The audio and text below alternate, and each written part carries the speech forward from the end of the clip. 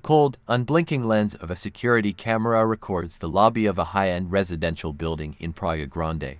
The footage appears in grainy black and white. In the corner of the screen, a digital timestamp flashes, August 31, 2024.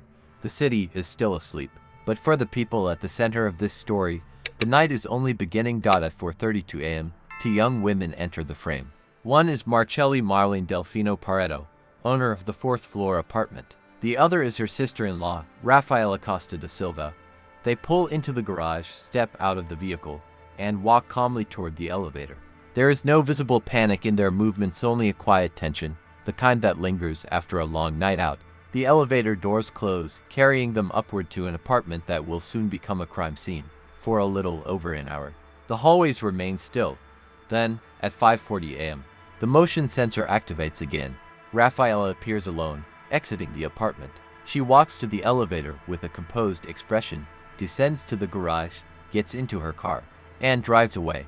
13 seconds after her vehicle leaves the property, another car pulls up. At 5:44 a.m., two men step into the elevator, 27-year-old Igor Pareto and Mario Vitorino. Security footage shows Igor holding his phone, gesturing as he speaks, while Mario stands near the wall. The elevator reaches the fourth floor. The men head toward Marcelli's apartment. The timestamps reveal a chilling detail. Husband and wife passed one another at the building entrance just moments apart. Roughly 20 minutes later, the apartment door opens again. Mario and Marcelli rush into the corridor. They bypass the elevator, running down the stairs instead. Within seconds, they disappear through the garage and drive off in Mario's car. Igor remains inside. Shortly afterward, the fourth-floor apartment falls silent. Yet earlier noises sounds resembling a struggle had already disturbed other residents. At dawn on Saturday morning, the building manager, unable to reach anyone inside the apartment, contacts authorities. Military police arrive and ring the doorbell repeatedly. No answer.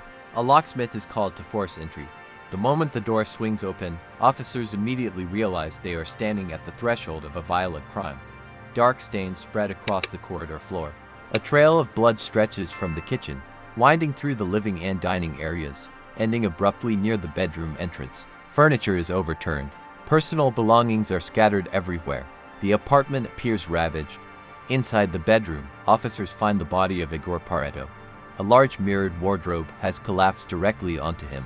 Shattered glass covers both the floor and his body, mingling with blood in a chaotic scene. The suspected weapon, a kitchen knife coated in dried blood, is discovered in the bathroom. Investigators note that the knife appears to have been taken from a kitchen drawer. Still left partially open, the medical examiner's report reveals the extent of the brutality. Igor suffered at least 40 stab wounds. The injuries were forceful and scattered across his chest, head, and back. He also bore signs of severe beating. For investigators, one word stands out: overkill. The level of violence suggests intense personal rage rather than a spontaneous confrontation. To understand how events escalated to this point, we must rewind to the night before. On Friday, August 30th, Igor Pareto and Mario Vitorino attended a large family gathering hosted by one of Igor's brothers. The atmosphere was celebratory. Their favorite soccer team had just secured a major victory, adding to the festive mood. Drinks flowed freely. Laughter filled the room.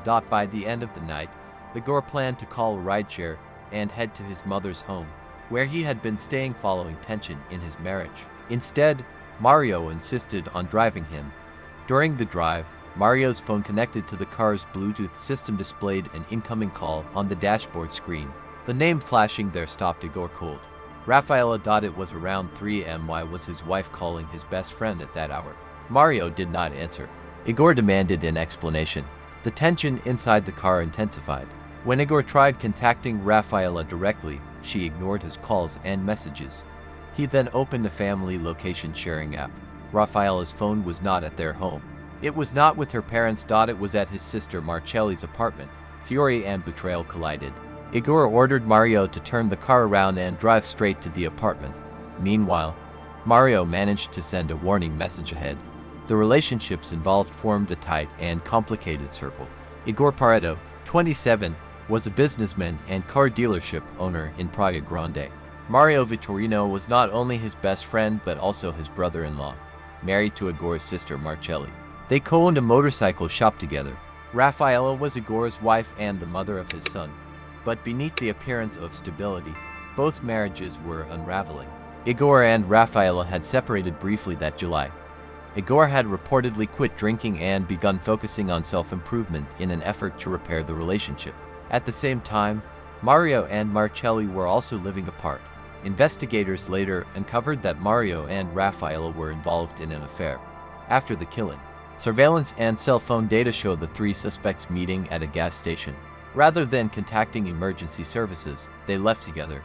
Rafaela purchased new clothes for Mario, whose garments were stained with blood. At a hotel, Mario showered. Mario's car was later found abandoned, blood visible on the gearshift and seats. Arrest warrants were issued. On September 6th, Rafaela and Marcelli surrendered.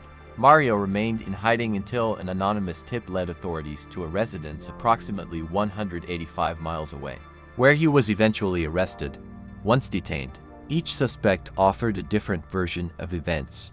Rafaela claimed she had left the apartment before Igor arrived and denied involvement in the attack. Marcelli stated she had been intoxicated and asleep, insisting she did not witness the assault. Mario admitted to stabbing Igor but argued self-defense, claiming Igor had attacked him first. Forensic evidence contradicted portions of these accounts. The digital lock records indicated the apartment door had been opened from the inside.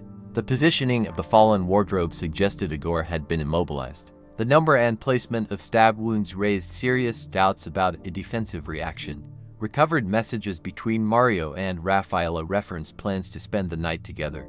Prosecutors alleged two motives: preserving the secret relationship and potential financial gain. As the legal process unfolded, the case took an unexpected turn in late 2025.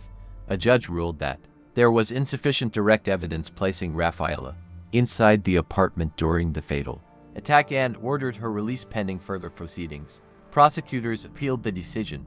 Mario Vittorino and Marcelli Pareto were formally charged with intentional homicide, including aggravating factors such as malicious motive and extreme cruelty.